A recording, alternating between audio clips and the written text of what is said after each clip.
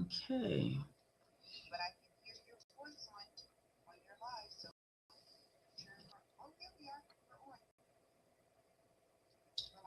We are live. This is nice. Working on some new technology and trying to survive after a storm in my area.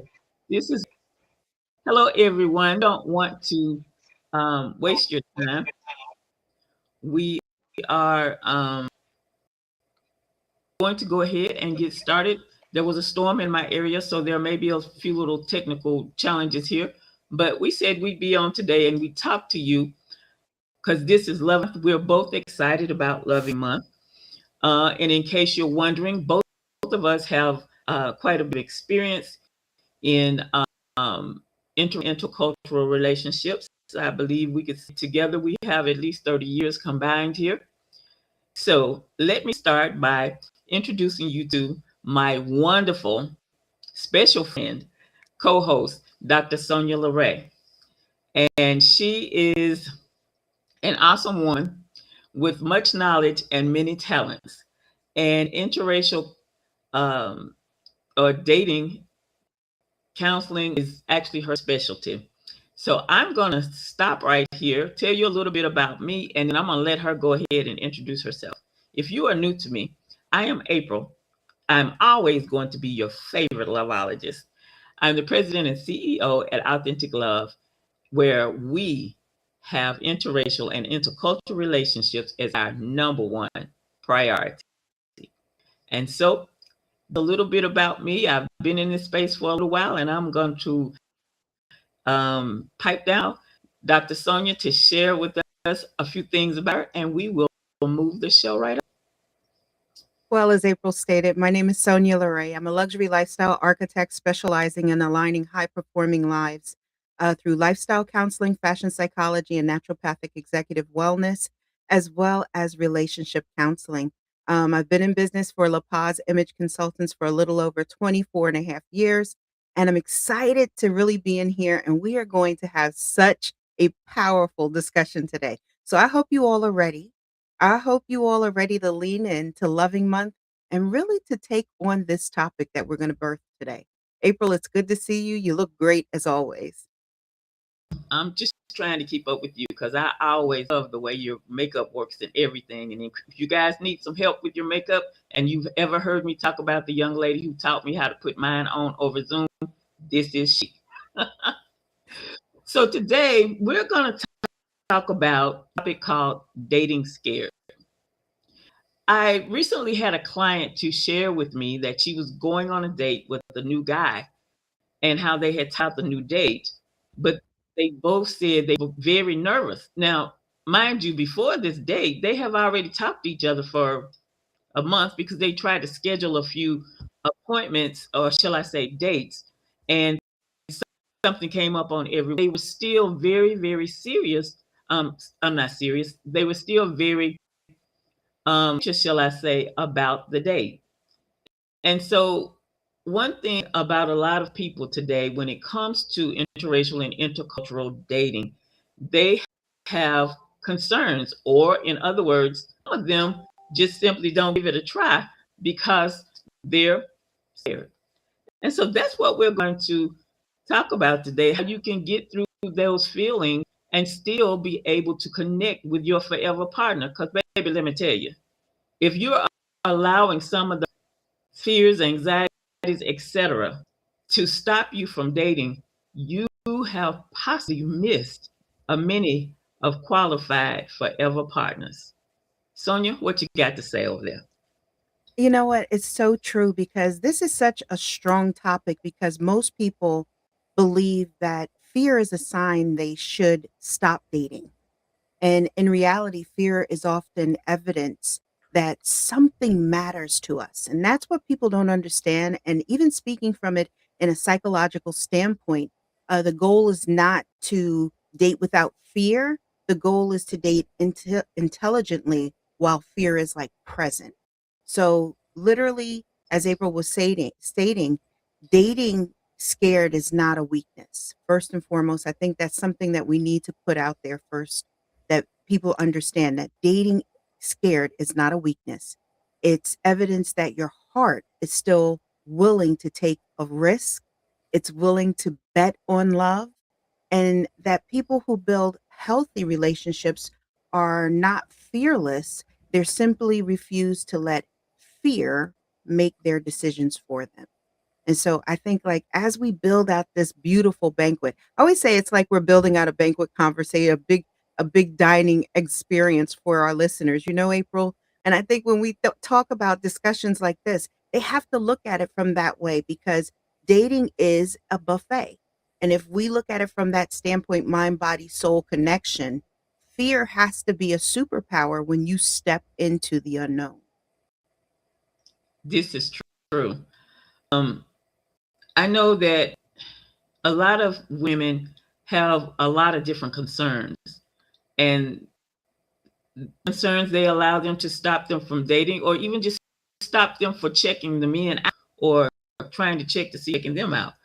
But a lot of times women are very concerned about their, and one of the things I've learned is that a lot of us have concerns about particular things in our appearance because during our lifetime someone has made fun of that or has made them to feel bad because they have certain things. And I always use myself as an example because I have moles on my face and everybody's saying, oh, those are nice freckles. And I'm like, I went through these changes. And I was like, oh, no, no, no. But what we miss is that a lot of men, particularly those from other cultures, the things that we are trying to hide are some of the things that find endearing. That's very true. And I think, when you're thinking about it in that mindset of, like, you know that's a superficial quality, and as people we are superficial in a lot of ways, but you have to take that stance out of it, because when you have that in that space and place, fear is like information, it's not instructions, right? So one of the biggest mistakes people make is treating fear like it's a stop sign, especially when it comes to that outward appearance, that outward feeling that a lot of people have. Instead of allowing it to be data, to take it in and to process it correctly, means that, superficial qualities, if the person only likes you because you have glowing skin, you have beautiful eyes, your hair is down your back, they're not looking at true qualities of who you are and what you bring to the table. It's more like, are you just an arm piece for me? And I Mm, think that is a space and place that has to change, and especially when you're doing self-critique. Self-critique can actually stop you from moving forward in your dating travel or your dating journey. And I think that's a lot of times that we as people have to realize that the marks are the things that we see about ourselves, no one else notices. that's a good point. That's a good point. I remember hearing a gentleman, he was being interviewed by someone, and he was saying that, particularly for a mature woman, once you've told the gentleman your age, they start checking you out according to your age. And so this guy was saying that when he connects or with a mature woman and she says her age, he said he's actually looking for things like the crow or maybe a little baggage under the eyes and the smile lines. He said he's looking for those things because to him they would even be like a sign of wisdom. And so we don't realize that these guys are just looking a lot of times for what is it about this woman that makes her unique? What is it about this woman that makes me want to get to know her more? It's funny because April will tell you I have a boot camp, and my guys in the boot camp, we talk about a lot of things. And one of the things that we definitely speak about is first impressions, lasting impressions. Mm, And you'll be so shocked that the first impression is never the look, it's the attitude, it's the countenance of the person. It's not about anything else about that. They may notice that the person has a beautiful fragrance that they were wearing. But as far as it goes with superficial, a lot of men don't lead with that because they're not trying to align with that. And especially if you're thinking about that you're looking for that partner that you want to take that journey with. it has to be beyond just that superficial because that fades.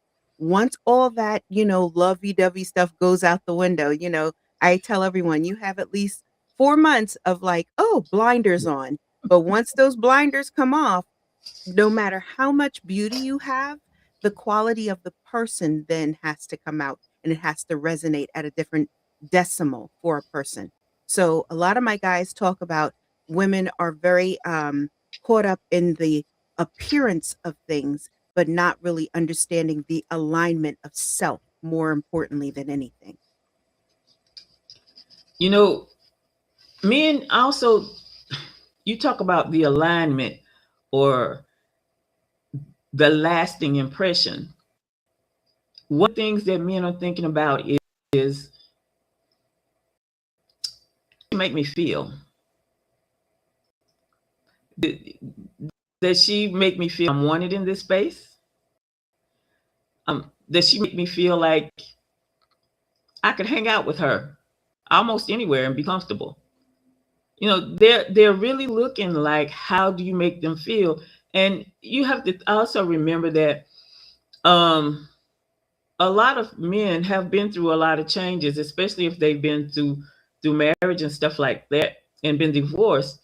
So they're really looking to see, how do you make them feel when you're with them? How you're communicating with them? What are your long lasting qualities? How do you present yourself to them? I saw an Instagram clip, and in the Instagram clip, we know it was AI though.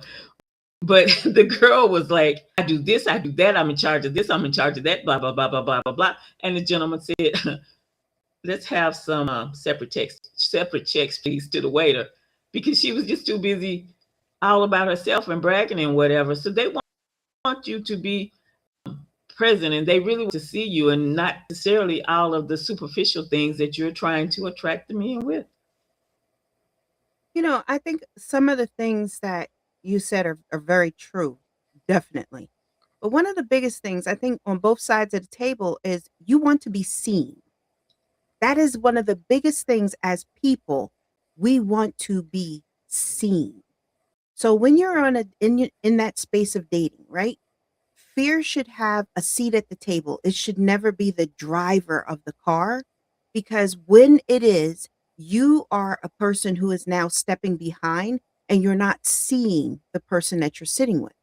So just as April was stating that, a gentleman, it was an AI virtual thing that she had showed me and how he said, well, let's get separate checks is because the person was not seeing the person that they were with. She was on her phone. She was distracted by everything else. She didn't ask a question that led into a conversation. And when he asked a question, it was all superficial and it just moved things in a different way that technically they were on two separate dates. So where she may be coming in an area where that fear was, she may not even realize that she didn't have boundaries that needed to be strengthened. And in turn, that's areas that require that emotional growth and that capacity to be able to see a person. So when we're talking about it, dating fear, having that fear in your dating means that you are present. And we talk about that all the time, April, about really being present and in the moment.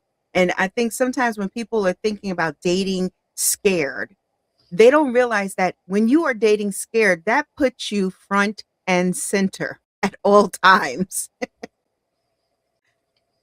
It certainly does. And you said the girl didn't ask a leading question or a question that brought them into deeper conversation or into a new question. I mean, into a new conversation. But that's one of the things about dating. If you are present and you're sitting there and you are listening, and you can actually keep the conversation going and ask those good questions, did you know that will actually decrease some of that anxiety? Yes. It'll Yes. calm you down, because even if both of you are a little nervous, just realizing and seeing that person is actually coming to the date, but they're bringing their real self and they're showing you their real self will actually help calm you down. So like you said, we have to be present in the moment and not just looking at this as a fly by night, I guess you can call it. Exactly. So it also brought into my mind because, April will tell you I love to give out master keys in all of my discussions. So it kind of made me think about a master key. And I guess this will be like their first master key of our discussion, right? Yes, it So will. it made me think about that you have to stop interviewing people for the crimes of your ex. Oh, And ouch. sometimes when you're yeah, sometimes when we're dating and we have that space and place and there's that fear, we have to stop interviewing people for the crimes of our ex. Many people enter new relationships carrying emotional debt from old relationships. They question everything. They over analyze everything. Or worse yet, they're expecting to be betrayed before trust has even been established in that place and space, which creates a relationship where the new person is constantly trying to prove they are not the last person or the last situation that you were in. And sometimes you have situationships that you are unfortunately, dragging along with you. So that means that healthy dating requires giving people an opportunity to reveal who they are and who they are and actually are in that space and place. You know, sometimes I'm not. That ain't even a good qualifier right there. I'm gonna say 3/4 of the times, a lot of women will walk into a date with their defenses up because they're expecting, like you were saying, they're expecting this new guy to be like the other guy or the last guy, and they're not even giving them a chance. And when you walk into a new meeting, a new person, new connection, and you've already got your defenses already tensed up and all of that, it's going to be rough going. So we have to remember, like you were saying, it's not the last guy. One of the things that I do in my coaching is that I share with the ladies that you want to work on yourself before you get out there and get into dating. You when people, or should I say, when the ladies come to the private Lovebird Lounge, they're going to learn about my transformation and how I worked on myself so much before I got back into dating. So you can't just walk around. I know some of us, we are, as they say, bad mammals.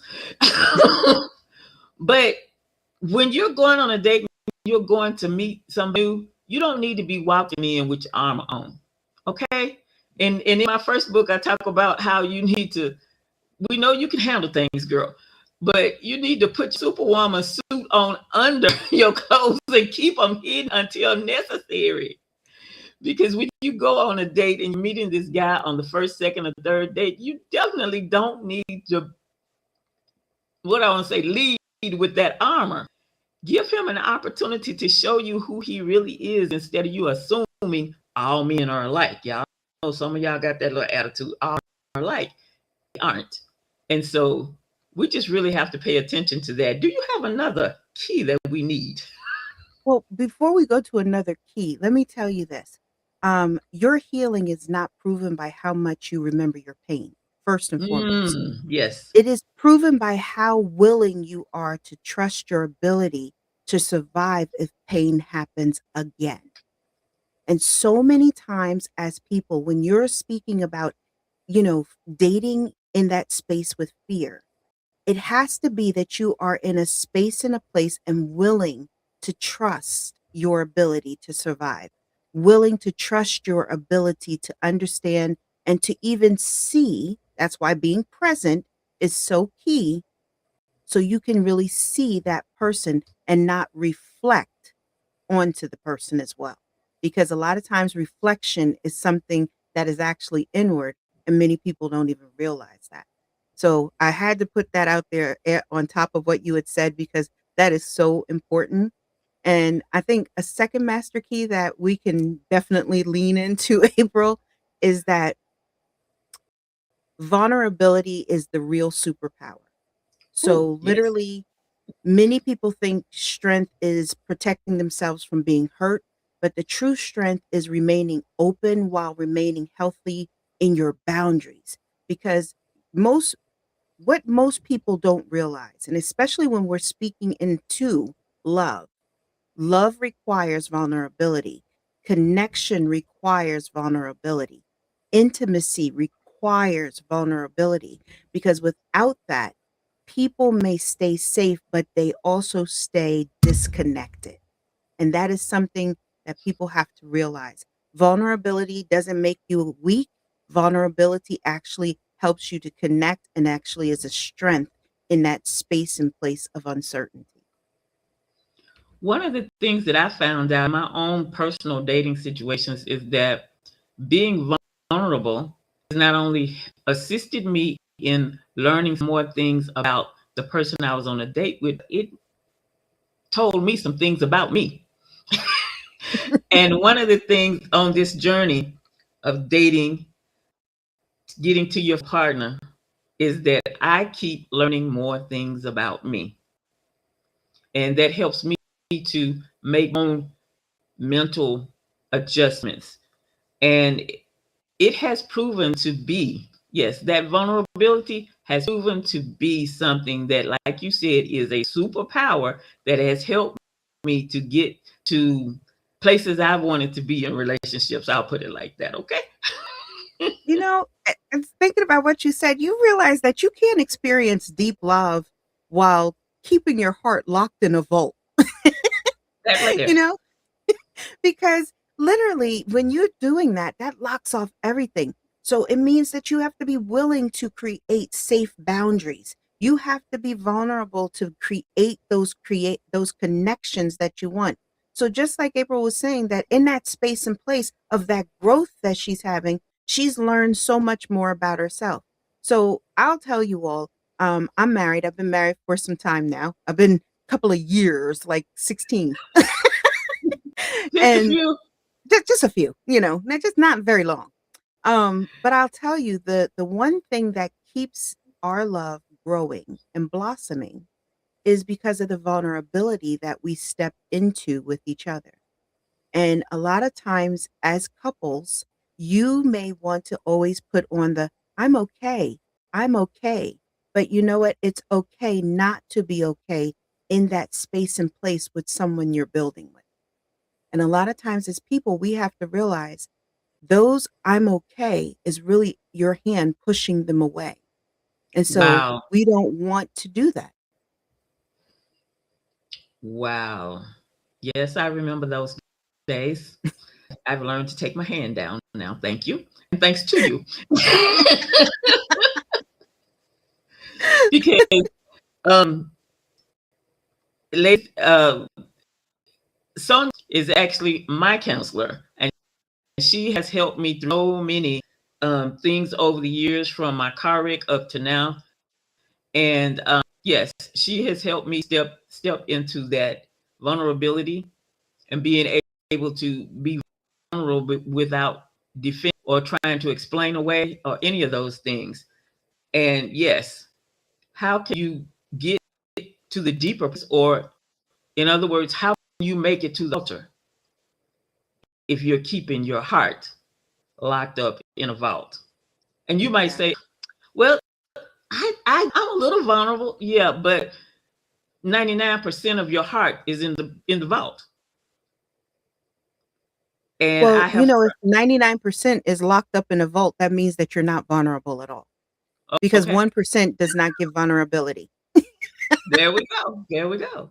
So yeah, it is imperative that you show your vulnerability.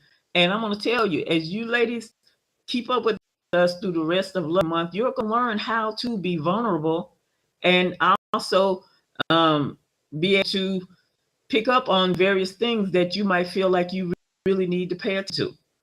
But as Sonya always says, it's not a balance. It's more so a working it together fluidly. So as you keep watching, you're going to learn things throughout this loving month. It is. It's actually exciting when you think about dating. And I it's so funny because we're talking about this today. It was something on The View today that they were saying that millennials are out here and they're doing test runs of dating because they're fear in that space. And I have to tell you something, they thought that was just so, like, diabolical, you know? They thought it was diabolical. You're going on these dates and you don't really have any intention of connecting with the person because you just picked them because you were nervous. But let me tell you something, I think that is brilliant. And I know you're gonna be like, "What?" Yes, as someone who really teaches in this space and place, I am a April will tell you, I am a firm believer that you should be dating as a sport because you need to understand personalities. You need to understand what qualities are attractive to you from what qualities aren't. You need to understand dating superficial, what it looks like, what it sounds like, what it feels like, even what it tastes like. Because these are the spaces and places that you need to be in. Dating with fear is a superpower. So, another master key I'll give you is this, date with curiosity instead of certainty. Meaning this, many people walk into dates looking for immediate answers. Is this my person? Will it work? What is he going to bring to the table? How much money do you have? What's your 401k look like? Pause. This mindset actually creates pressure and anxiety, and it teaches people to become observers instead of, becoming curious about people. You want to be curious about them. You want to see what their patterns are. Maybe you notice that the person is aligning the forks just so. These are things that you're going to get to take notice of. So placing that master key on your keychain is a benefit to you. How do you feel about that, April? I think it's a good master key. I also think that you said that the millennials are test driving dates. And in our day, it was like, you don't need to be test driving a marriage. You need to be dating and then get married. But you know what? That is also where the coffee date, the ice cream date, the dessert date, the let's go for a walk date comes to play. Because that way you see people in a different environment. And those questions and things you were saying, those are the things that will actually shut down a date so quick. Especially your mind always wondering, is he the one? Is he the one? Just go have fun and see how the gentleman is. You might learn something about you too, and might learn that you need to adjust a thing or two. But yes, but these short mini dates with no pressure, work in very well. And I know a lot of people are like, no, I want to see if he can take care. I need to go to the expensive restaurant.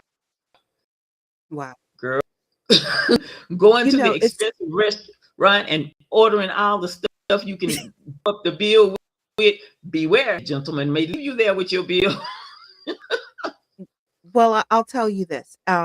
He may not leave you with the bill, but he may not ever return to you again. And you may have missed out on a quality person that you should have been with. One thing I'll say is this, when I'm thinking about this and what you were saying, is that a lot of times when you're dating, it should be an experience. I have a client that he loves to take his dates literally in a space and a place that you just cannot talk at Oh, all. okay. It's very quiet. It's very, a matter of fact, you walk through and you experience several things as you go through this little, walk, and it's telling you certain information, it's sharing certain with things with you. Matter of fact, you have headset on so you can hear certain aspects of what you're going through. And just observing how the person reacts, if they're paying attention, if it's that they're like, "Well, this is just ridiculous," or sometimes you see a person take off their headset and walk away and kinda stand off to the side, and he'll come and say, "Are you enjoying yourself?" "Well, not really because, I mean, we're not talking." You don't realize that that person is observing you in a situation that isn't very natural, but it's seeing how you can handle it that will bring forth and birth such a beautiful discussion at the end, if they make it to the end. And I tell you, he took me on this walkabout date like this as well. I have to tell you, at the end, I had so much that I wanted to talk about. I was like, wait a minute. You didn't come in that one room. Did you see, you didn't get to, did you ever see over? And it was just, we were excited. We had lunch at this beautiful space that they have there. But if you don't make it to the end, you don't even realize that there's a catered lunch for you as well. So these are Wow. the things that people have to realize. These are the things that we as people have to step into. And I think when you're dating scared, you get to step into things and experience things at a higher level. Yes, yes. And just remember not to allow that fear to, as you say, drive the car, control what you're doing or control what you're not doing. Um, Really, there's no need for you to actually be scared. The need is for you to just be you. Be you, bring your regular self, not the one you're trying to be, the one trying to see if you could please them or not, or if they're going to please you or not. But bring your regular self and just sit there, smile, talk, think, ask questions. Just bring your regular self. Yes. Do you have more keys today, or is that at the end? Do we have to stop with Oh that no, key thing? I have another one for you if you're ready. Well, that's a good question because we just talked about being vulnerable and are we ready? Well, look, this key here is one that is actually in a line with things, are we ready? That courage is built through exposure. So meaning this, confidence is not something you find, confidence is something we build. And every healthy conversation, every honest boundary, every difficult truth, rejection, disappointment, these experiences actually get to create emotional resilience for us. And dating scared becomes a superpower because every experience teaches you that you are stronger than you thought or Mhm. possibly think of your own self. So in turn, the goal of dating is not finding someone immediately.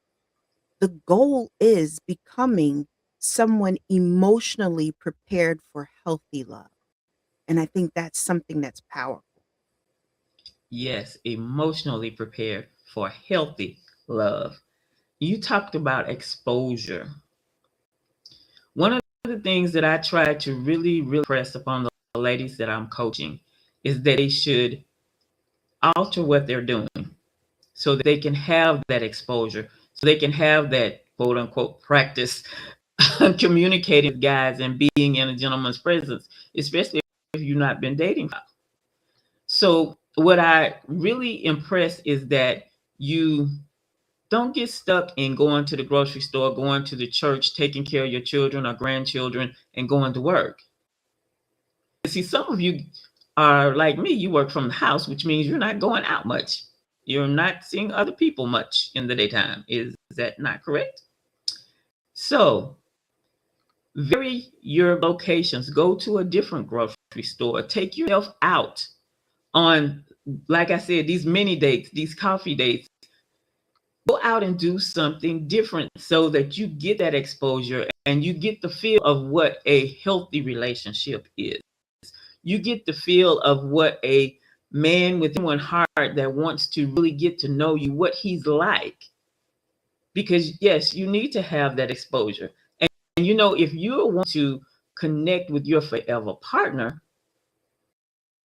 you're going to sing so that he can connect with you and actually ask you out for coffee or dinner or a walk in the park.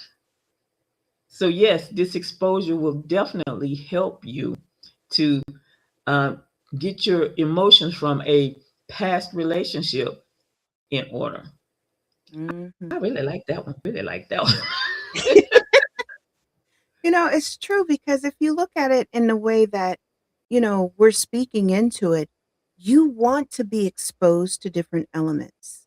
And I think when we are even looking at it from that standpoint, right, where we're saying that courage is built through exposure, if you're not dating or you're not willing to take yourself out of that present space that you're always in, that constant rotation of, oh, I'm here for the kids, I'm here for my friends, I'm here for my job, but you're not here for you to openly and honestly open your heart to endless possibilities or the hope of having that journey with someone. Are you really saying to yourself that you're ready, or are you really just being in a space and place of just being a pot that's on a stove that's never heating up, so your food is never cooked? And so that comes into a space and place that you have to think that way. Mhm. Mhm. And see, in the interracial and intercultural arena of dating, I've learned that so many women have been told so many things that they don't know for sure for themselves. But to get exposure, you're going to need to actually go into some other areas, or maybe you need to go to a community and shop in that community of another culture so that you can experience some of these men and how nice they are to you. You can even look. One of my goals, somebody's going to teach me how to fix this. It was chicken soup, and it had a piece of fruit in it, and I was like, this tastes good. It's different. The fruit, yeah, but somebody's going to teach you that, and in order for me to go learn that, I'm going to have to go to a person in that culture, which is the Hispanic culture, and let them teach me how to make that.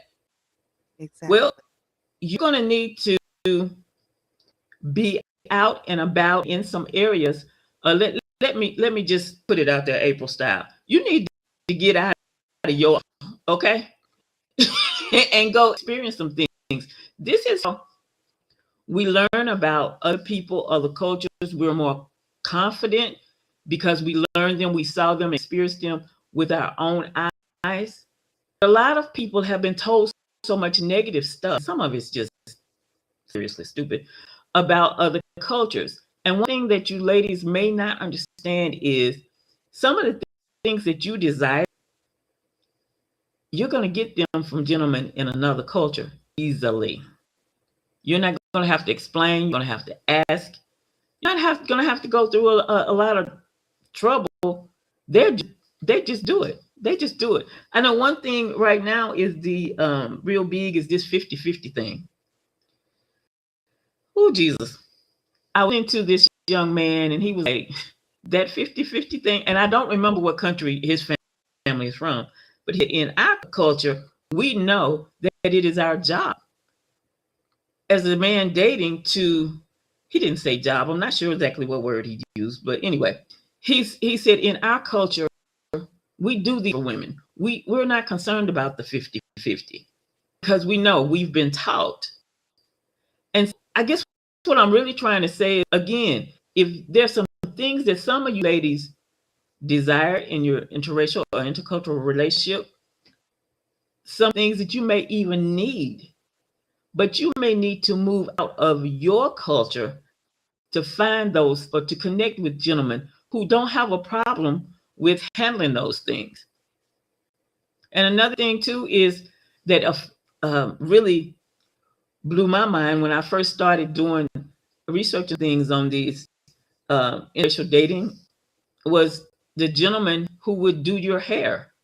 I was like, huh? And when I found out not only they would do your hair, they would your children's hair too. Now, how many of you ladies out there like to have some assistance in this area?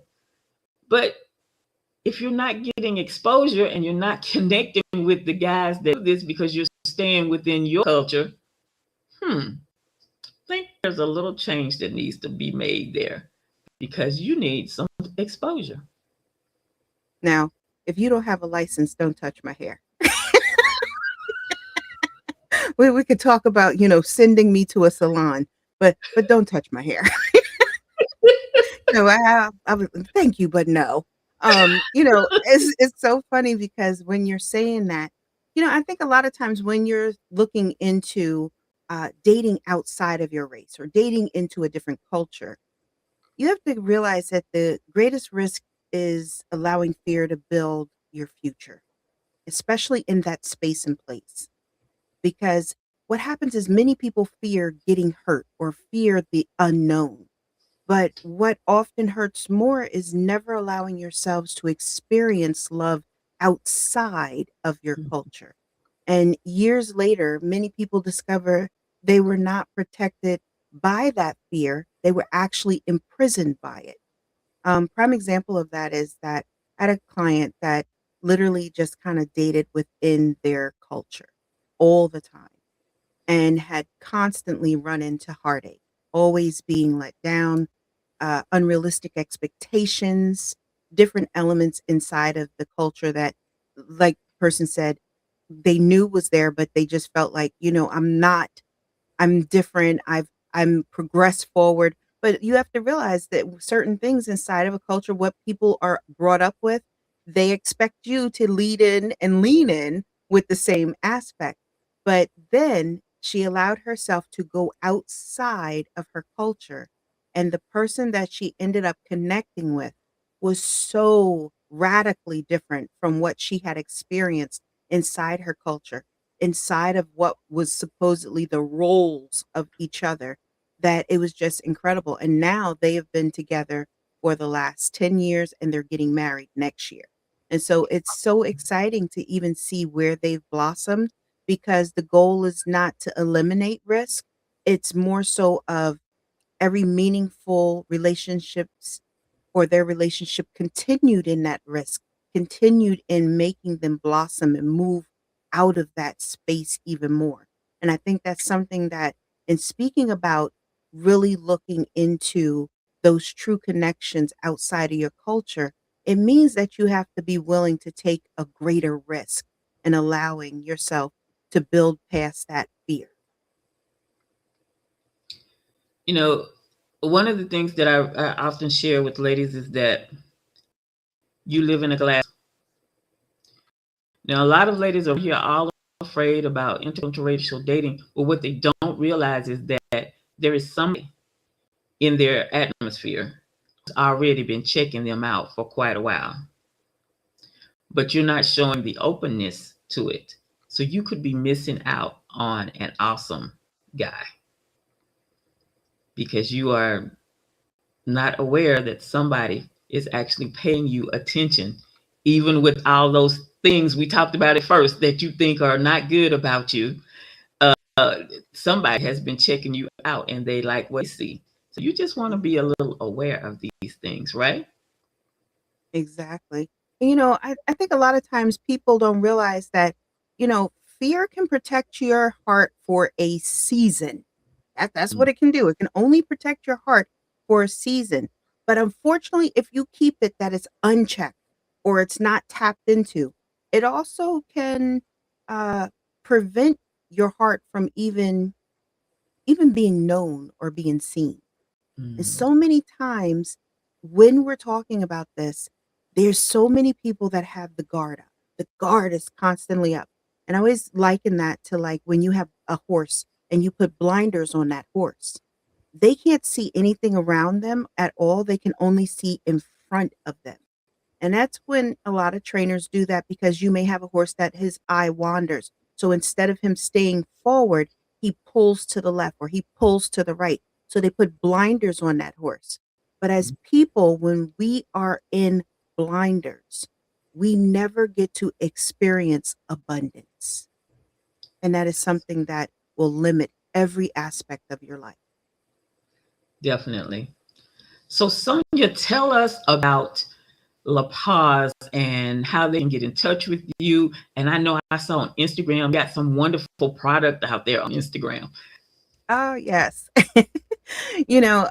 It's so exciting because, like I said, I really get to work and lean into different aspects of your life. Being a luxury lifestyle architect, La Paz Image Consultants, we are a full service luxury agency, and it's a private advisory. So, literally, you have to have an application to come in and work with me one on one or work with my team. And so, we literally we send a link over to April as well for the private advisory, that you can apply for that to work with me. And take a look at La Paz. Even come over to Instagram, because we're at La Paz dot luxury lifestyle architect on Instagram. We have a lot to offer because, in a space and place of lifestyle, counseling, fashion psychology, and naturopathic executive wellness, that is working with you in totality. And so, why it is called a luxury lifestyle architect is because we're blueprinting your life for you. So, it's very exciting. It's a beautiful aspect of really, and like April said in the earlier discussion, I don't ever use that word balance because work life balance is subjective, but harmony we as people can achieve. So it's very important for me to make sure that you have harmony in all aspects of your life. So I work with you in totality. That she does. Let me tell you, that she does, and does it with excellence. Don't miss the boat now. She does it with excellent. I am putting that link to the private advisory right here in the chat. Um, and so I wanted to also invite you all to sign up for the Ask the Loveologist, the live Q&A that we'll be doing next month. So be sure that you do that. We'll also put that in the comments as well. So, Sonya, do you have something else that we definitely need to know before we get off this broadcast? You know what? I would like to say this in closing. Dating scared is not about pretending you have no fears. It's about refusing to let fear become your identity. And the people who build extraordinary relationships are not the ones who never got hurt or never get hurt or anything like that. I want you to realize that too, that they are the ones who learn that fear and courage can exist in the same space and place, in the same time, and in the same aspect of where they're going in there. And when you stop seeing fear as your enemy, it becomes the very thing that teaches you how to love wisely, how to create a space and place of abundance. And the framework gives you, that framework gives you the lifestyle, the emotional wellness, your personal growth perspectives, as well as opening up, natural places. And even looking at working with April in this space and place is something that is going to help you to walk in with the confidence you need and to have that full confidence in your ability to know that your intellectual property is going to be safeguarded correctly. So that's what I would like to leave your audience with. Awesome. Awesome. Well, we will be here on next Wednesday at 12 Central Standard Time, 1 Eastern Standard Time. And we will have another great topic for you next week. We are going to really bring all the topics that we can get to you during this loving month. And if you are not sure what loving month is about, I do have a video out there where I actually explain that to you. And I want you all to realize this too.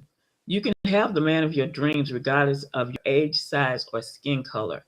And don't let your brain talk you out of something that could be wonderful. Because that is what happened to me when I was dating the first Caucasian guy that I dated. My brain said this, my brain said that. And it caused me not to make a move. It caused me to lose the guy. So don't let your brain talk you out of your forever partner. Well, thank you, Bev. There are 2 links there in the comments for you to check out. Don't miss out on what Sonya has to share with you. Don't miss out on what I have to provide for you. Just don't miss out. So we will see you all next week on Wednesday, June the 17th, as we continue. Oh, wait, I said that wrong, didn't I? How about this? Make sure you join us Friday on June the 12th, which is actually Loving Day. I have your host in the hot seat. That's why she was trying to get out of here. So Go join us Friday on the 7th, 12th. at 1 p.m. Eastern Standard Time, 12 p.m. Central Standard Time. We look forward to this interview coming up on Friday. Okay, dokies. And then we'll see you again on the 17th next Wednesday. But yes, yeah, she's kind of got me going here on the Friday, on the 12th. But the 12th You all is will also, thank me in the long run. oh God. Okay. The 12th is actually Loving Day. So we might talk a little bit about exactly what Loving Day is, but I feel like she's gonna have me a blaze going under my derriere. So we will see you all here at 12 noon on Friday, June the 12th, and then at 12 noon on June the 17th. I'm April. I'm your favorite loveologist. I'm the president and CEO at Love, where interracial relationships are our number one priority. See you soon. Bye-bye now.